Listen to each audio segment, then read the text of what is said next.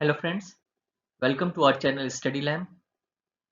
आज के इस वीडियो में हम करंट अफेयर्स को कवर करेंगे जो आपके आने वाले कॉम्पिटिटिव एग्जामिनेशंस के लिए यूजफुल होंगे। हमारा पहला क्वेश्चन है, Thoubal dam which was recently in news is situated in which of the following state. Thoubal dam जो अभी अभी न्यूज में था, ये किस स्टेट पे सिचुएटेड है? तो इसका जो करेक्ट आंसर है वो है मणिपुर। तो ये जो थोबुल डैम है ये सिचुएटेड है इम्फाल में, जो कैपिटल है मणिपुर का। और किस वैली में सिचुएटेड है ये? तो ये सिचुएटेड है मैपीथेल वैली में। ये है थोबुल डैम। अभी अभी रिसेंटली जो है थोबुल मल्टीपर्पज प्रोजेक्ट को इनॉग्रेट किया गया बाय होम मिनिस्टर। ये जो प्रोजेक्ट है ये अप्रूव किया गया था प्लानिंग कमीशन के द्वारा इन 1980 में। चीफ मिनिस्टर कौन है मणिपुर के? तो श्री एन बीरेन सिंह। और गवर्नर डॉक्टर नजमा हेपतुल्ला, ये भी आप याद रखेंगे।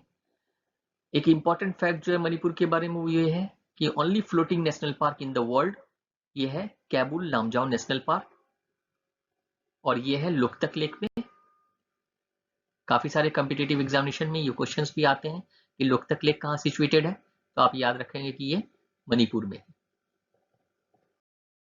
World's largest floating solar energy project to be constructed at Omkareshwar dam on which of the following river. तो वर्ल्ड का सबसे बड़ा जो floating solar energy project construct किया जा रहा है ओमकारेश्वर डैम पर, तो वो किस रिवर पर है?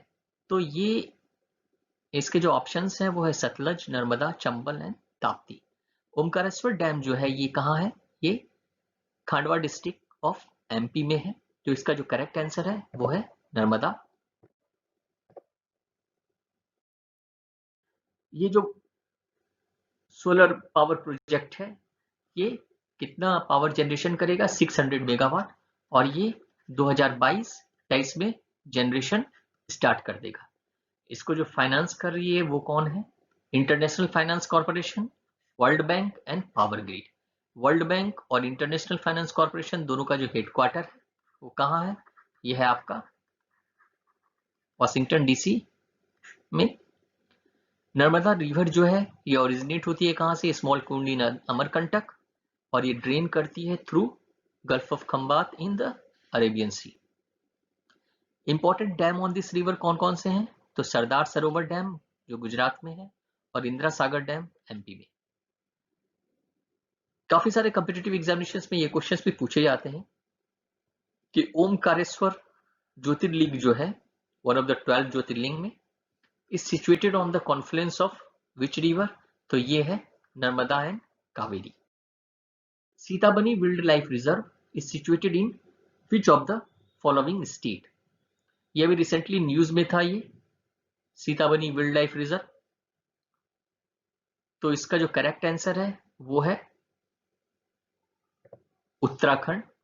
ये इसलिए न्यूज में था क्योंकि जो टूरिज्म मिनिस्टर है उत्तराखंड के, उन्होंने रिक्वेस्ट किया था शिवराज सिंह चौहान, सीएम ऑफ मध्य प्रदेश से, कि जो व्हाइट टाइगर उनके यहाँ पर है रीवा में, वो उनके जो कब्स हैं उनको, जो बच्चे हैं उनको ट्रांसफर किया जाए Sitabani wild life reserve.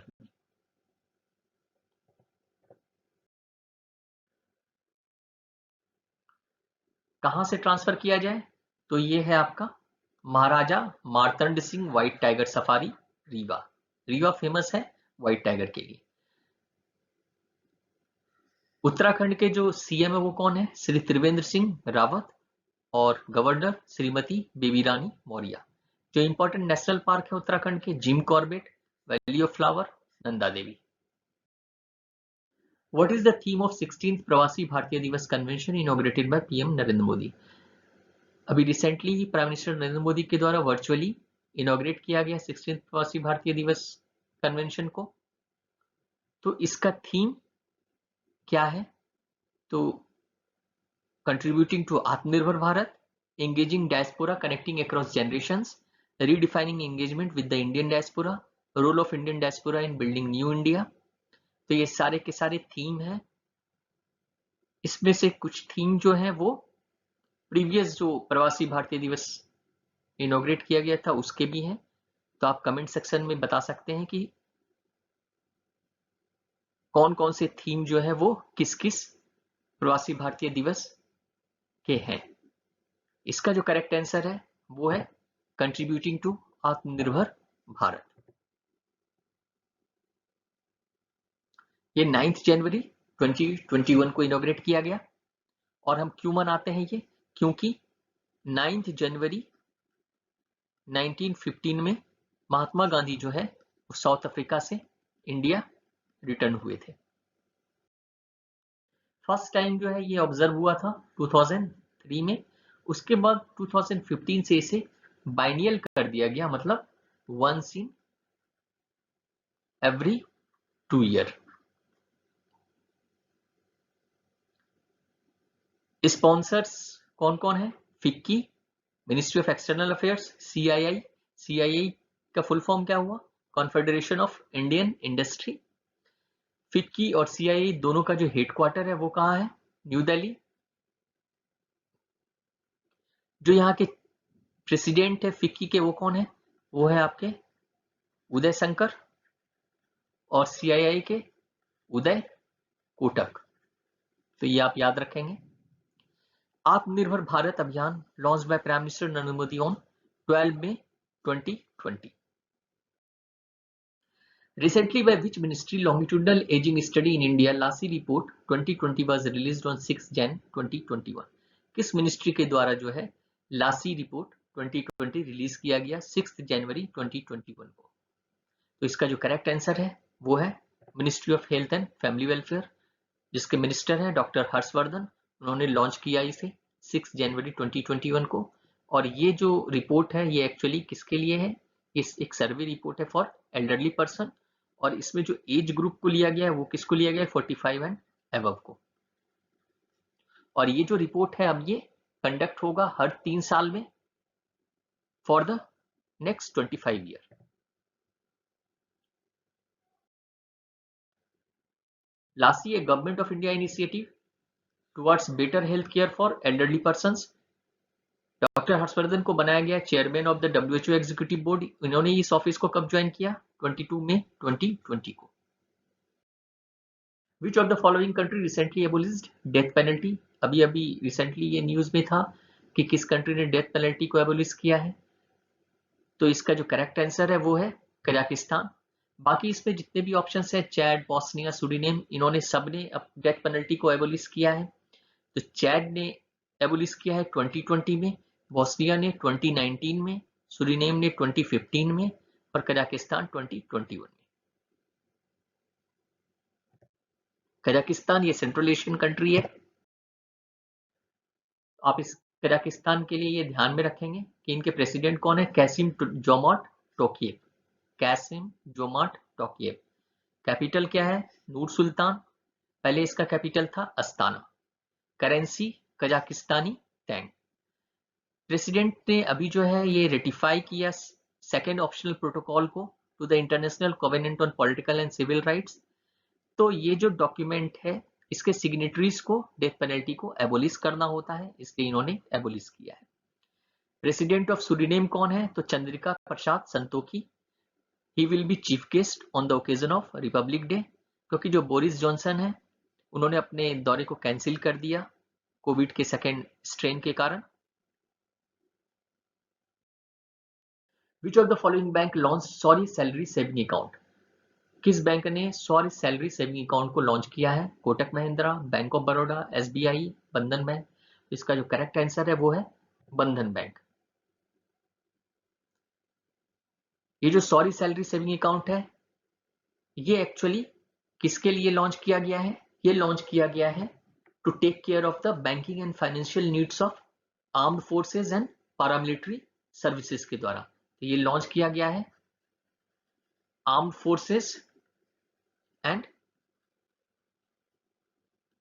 Paramilitary services, इसके लिए लॉन्च किया गया है।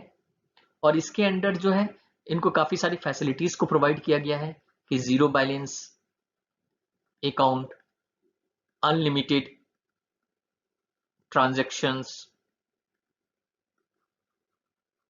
थ्रू एटीएम, बंधन बैंक से और किसी भी बैंक से, unlimited free RTGS, NEFT, IMPS, तो काफी सारी फैसिलिटीज को प्रोवाइड करने की कोशिश की गई है।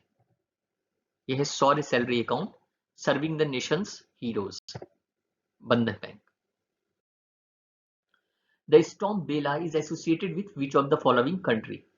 तो स्टॉर्म बेला जो रिसेंटली हिट किया था, तो इनमें से किस कंट्री को हिट किया था?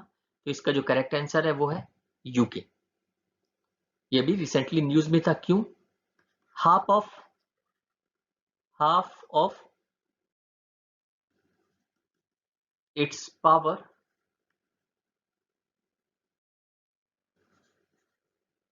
From wind generated by this storm, इसलिए अभी ये न्यूज में था स्टॉर्म बेला। न्यूजीलैंड भी अभी न्यूज में था। न्यूजीलैंड क्यों न्यूज में था? क्योंकि ये फर्स्ट रैंक है आईसीसी टेस्ट रैंकिंग में, तो ये भी आप ध्यान में रखेंगे। Recently, DCGI approved which vaccine candidate for conduct of phase 3 clinical trials? अभी रिसेंटली DCGI ने अप्रूव किया है कि हाँ ये पर्टिकुलर वैक्सीन जो है फेज 3 क्लिनिकल ट्रायल्स कर सकता है। तो इसका जो करेक्ट आंसर है वो है जाइकोव डी। इसका जो करेक्ट आंसर है वो क्या है? जाइकोव डी। ये जो है जाइडस कैडिला इंस्टीट्यूट के द्वारा जो है इसका फर्स्ट एंड सेकंड ट्रायल किया गया है। यह है जाइकोव डी। ये इंडिया का first indigenously developed DNA vaccine candidate है। ठीक है, अब इसमें आप देख रहे होंगे ये फाइजर जो है ये एक्चुअली मल्टीनेशनल है, और मॉडर्ना जो है ये US, Novavax US and Mexico. इसका भी ट्रायल अभी थर्ड ट्रायल इसका भी चल रहा है।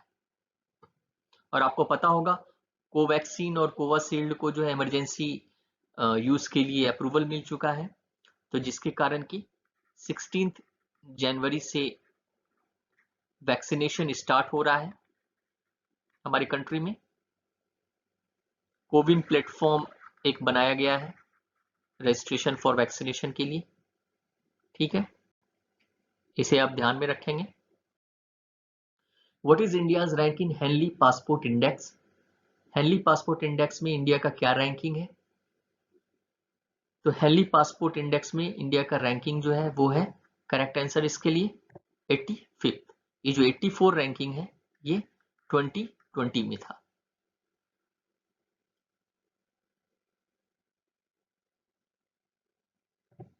ग्लोबल रैंकिंग 2021, तो इसमें जो है जापान जो है ये फर्स्ट रैंक पे है विथ स्कोर 191, सिंगापुर सेकेंड है विथ स्कोर 190, और यहाँ पे हम देखें तो इंडिया का जो स्कोर है वो है 58, और इंडिया की जो रैंकिंग है 85। इसके साथ एक और कंट्री खड़ा है वो है तजाकिस्तान। और ये हेनली पासपोर्ट इंडेक्स जो है ये एक्चुअली में किस कंट्री का पासपोर्ट जो है वो काफी इन्फ्लुएंशियल है, उसके बेसिस पर ये कुछ पैरामीटर्स के बेसिस पर ये रैंकिंग दी जाती है। होप आपको ये वीडियो अच्छा लगा हो। If you like our video, please like, share and subscribe our channel study lab. Also press the bell icon to get new updates. Thank you for watching.